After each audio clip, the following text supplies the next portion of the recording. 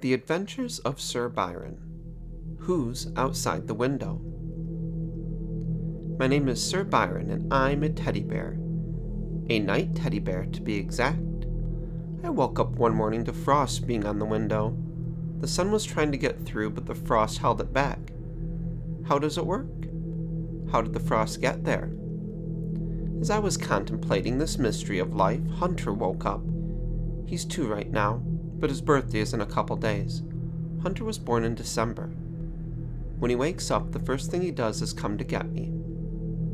I'm not always where he left me. Sometimes I have to protect him from things that go bump in the night. This morning, I'm at the foot of his bed.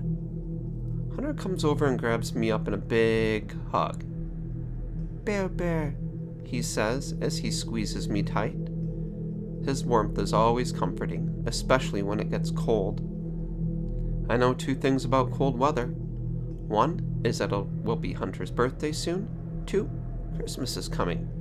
Christmas is awesome. I'm not sure what we are celebrating, but boy is it pretty.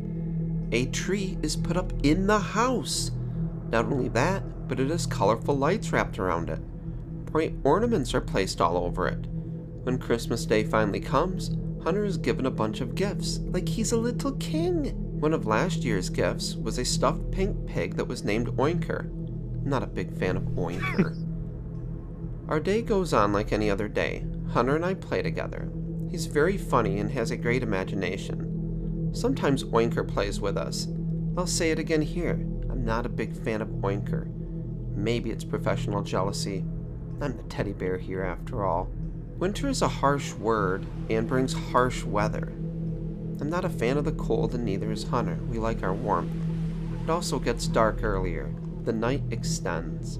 This means my duty as teddy bear has longer hours. Hunter finally falls asleep with me under his arm. I look around the room, keeping my eyes peeled for any of the creatures that sometimes come with the night. Oh, there's Oinker, sleeping as usual. He's of no help at all when it comes to protecting. What's that noise? It sounds like something scraping at the window. I strain my ears listening for it again. Nothing. No noise at all. Pretty sure I heard it last night as well. I close my eyes and listen harder.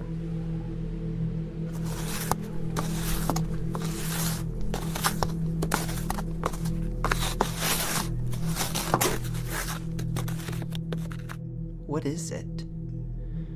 I can't see, too dark. I slide out from under Hunter's arm. I go to the edge of the bed and peer deeply into the window. It's so dark.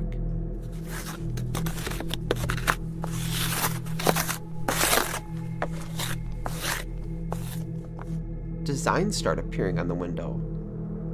White lines and designs and frost start appearing on the window from the outside. Oh man, what's doing this? I can feel it. It's coldness through the window. The noise finally stops. The chill leaves my body. What's that design mean? Who's leaving it? I jump off the bed and trot toward the window with the design. It's white frost sketched on the window. What type of creature could leave such a warning, and why? I walk around Hunter's bedroom a little bit. I examine the other 2 windows. Both of them have the strange white frost sketched on them as well. I certainly can't tell what any of this means, but I don't like it. I don't like it one bit. I walk back to the bed and climb up. I finally fall asleep and I wiggle back under Hunter's arm. I'm still up before him, though. Teddy bears don't require a lot of sleep. I slip back out from under his arm and I look around at the windows. It's daylight out. The frost designs are gone. Magic. Has to be magic. The next day goes much like the first. The only real difference is the weather. It is dark and cloudy the entire day. The wind blew so hard and long that you could feel it through the entire house. The chill it brought with it couldn't be avoided. I looked out the windows many times during the day and couldn't see any sign of what was possibly making the designs on the window. Hunter got along as usual that day. Mommy and Daddy were both home. No one left the house. I'm thinking it was because of the weather for sure. The branches were waving in the air as the wind beat against them. Snow kept coming down. Snow can be beautiful, but this snowfall had some menace behind it. I was prepared for what night would bring. I could feel it all day. Hunter and I played outside for a little bit that day, and I kept my eyes peeled, but I saw nothing. When we came back in, we went around the house together. The living room windows, nothing. The kitchen windows, nothing. The playroom, again nothing. The bathroom, nothing. I was completely puzzled. What could make the designs at night but then have them simply disappear during the day? This makes no sense. I will get to the bottom of it though, I promise. Night finally falls on the house. The storm outside hasn't let up. It's just getting worse. The wind howls and I can hear it tearing through the house. The windows seem to quake beneath the violence of the weather outside. The moon is full tonight. I've felt this feeling before. It's a little bit before he finally falls asleep because the weather is keeping him up. But when he does finally drift off, I sneak out from under his arm. I quickly and slowly roll off the bed and fall on the floor. A bonus for being a teddy bear is I always have a soft landing. I start walking around the house. I peek in each room looking at the windows. There's a constant noise throughout the house as the wind keeps relentlessly pushing against it. Chill flows across the floor at times. Living room, nothing. Playroom, nothing. Kitchen, nothing. Bathroom, nothing. Parents' bedroom, nothing. Maybe I'm just being paranoid. I slowly make my way back to Hunter's bedroom.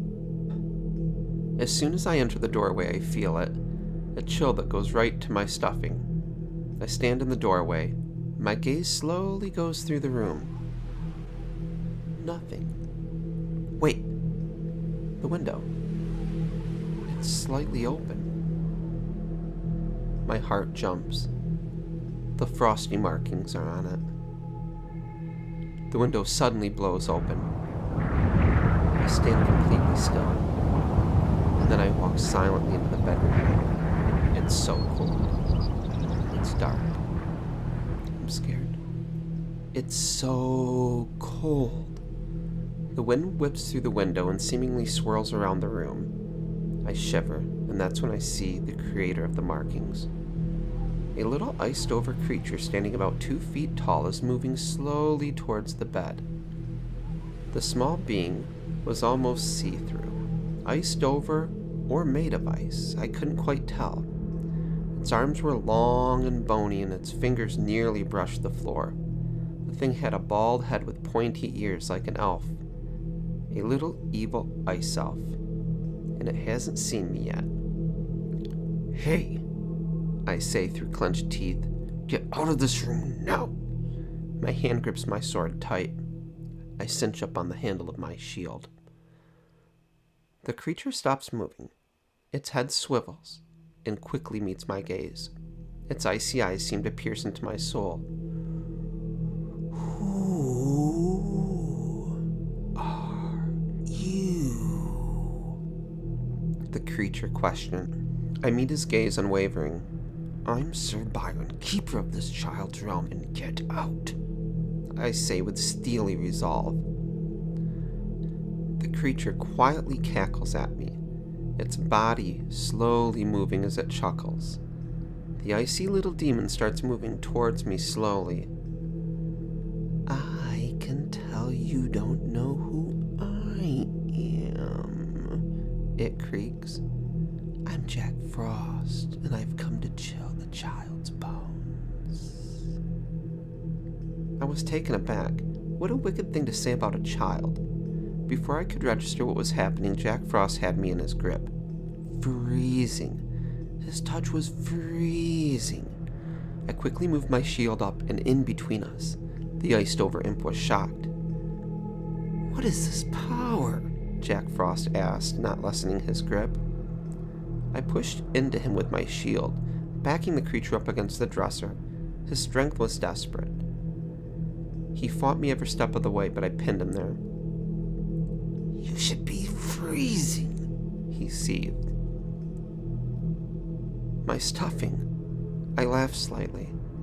My stuffing. I smiled. Jack Frost's powers worked on flesh beings, but not me. I'm made of cloth and cotton. He really had no effect on me. Get out of this room now, I said, my voice raising a bit. The evil ice elf suddenly twisted out of my grip and sprang towards Hunter's bed. My heart dropped. I sprinted after Jack Frost as fast as I could, but I was too slow. The imp's icy hand reached over and touched my child's exposed leg. Immediately, Hunter started wailing, his leg turning a red color from the cold of Jack Frost's touch on his child's skin. I slammed into Jack, knocking him over and away from Hunter, his cries acting like a warning siren. Jack Frost panicked. No! The icy imp yelled as he realized it was too late. His plans were foiled. The creature kicked at me with its feet, pushing me back and away from it. As soon as it was free, the little evil elf sprinted towards the window. Hunter was still crying as the cold swirled around the room. I could hear the parents coming from down the hall. Jack jumped up and started clambering out the window. I jumped as high as I could and grabbed onto its ice-covered ankle. I held on as tight as I ever had. Jack Frost scrambled over the edge and out the window. I tumbled out after him, both of us landing on the snow-covered ground. I noticed the light of the bedroom turn on. The child was still crying. Jack took a deep breath and let it out in a strong cone all around me. It was cold. The creature's breath was piercing. A flesh creature would have froze. I am Sir Byron, a knight, a teddy, a protector. I didn't freeze. I took my sword and swung it with all my might. My sword connected with the creature's middle section. Jack's eyes went wide. There was an icy crack. Before my eyes, Jack Frost shattered into hundreds of icy pieces. I fell to the ground with the remains of Jack Frost surrounding me. I took a deep breath. Exhausted, I passed out. When I awoke, I was laying on the kitchen counter and I didn't dare move. I heard the parents' voices. I don't know how the window got opened, the father said. Well, we need to lock it, obviously, the mother said. I'll do that right away in the morning, the father responded. Well, where did you find Sir Byron? Mother asked. Well, when I went to shut the window, I looked out and he was lying in the snow surrounded by pieces of ice. Very odd, Mother said. Maybe Hunter left him outside when he was playing earlier today. Yeah, that must be it, Father said, as they both exited the kitchen and turned out the light. I spent many nights after patrolling the house that winter looking for signs of Jack Frost. At first I found nothing. But about 3 nights ago, the icy markings on the windows returned. So kids, please keep an eye on your windows. If you see the icy art appear on your windows, just beware. Jack Frost is out there.